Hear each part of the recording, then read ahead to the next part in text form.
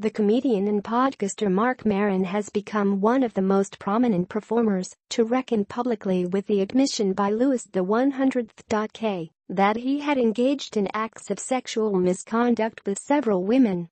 In Monday's installment of his WTF podcast, Mr. Maron talked about a New York Times report in which 5 women spoke about past experiences when Louis C.K. masturbated in front of them, asked if he could masturbate in front of them or was heard masturbating while he spoke on the phone. Following this report, Louis C.K. said in a statement, "These stories are true." The Times report in which 5 women speak out. Mr. Maron, a friend and colleague of Louis C.K.'s, said on his podcast that he was aware of at least one of the incidents detailed in the Times report. But when Mr. Maron asked if it was true, he said Louis C.K. had denied it. "Sadly, I knew what most people knew," Mr. Maron said. "There was a story out there, I guess going back several years, that there were unnamed people in the story. It took place in a hotel room in Aspen. It was always out there, but then it would pick up momentum at different times." Describing his conversations with Louis C.K., Mr. Maron said, "I would say, this story about you forcing these women to watch you jerk off, what is that? Is that true?"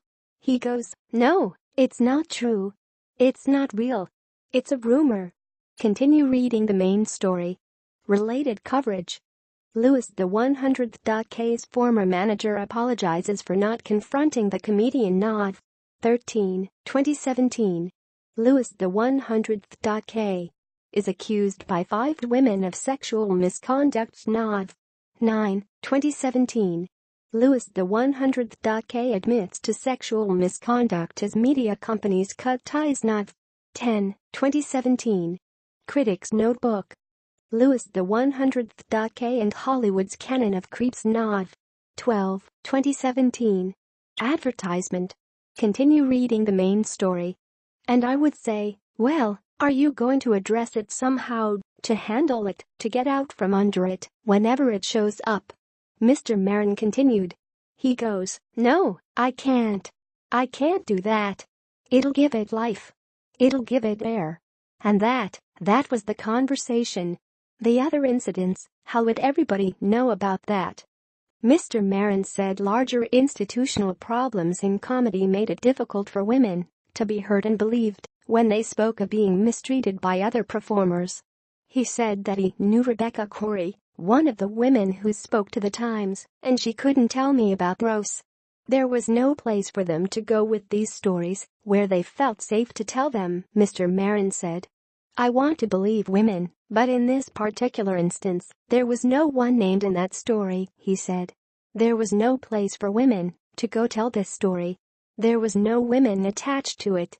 I didn't know their names until Friday. So I believed my friend." Photo. Louis C.K. in 2015. He has admitted to sexual misconduct with several women. Credit Mike Coppola. Getty Images for Comedy Central. Separately, Abby Shatner, another of the women who spoke to the Times, wrote in a Facebook post that she forgave Louis C.K. and accepted what he had said in his statement. Ms. Shatner wrote, "Louis put out a statement which frankly made me cry. It touched me. And I do feel some of his insights speak to how I felt. I looked up to the people who recognized my work and made them, father figures, mentors, whether they wanted that role or not. I shot myself in the foot, protected myself when I needed to be bold, was bold when I should have been poised, hid behind ex-boyfriends, excuses, and the excuse of my excuses. I felt like I disappointed anyone who ever believed in me.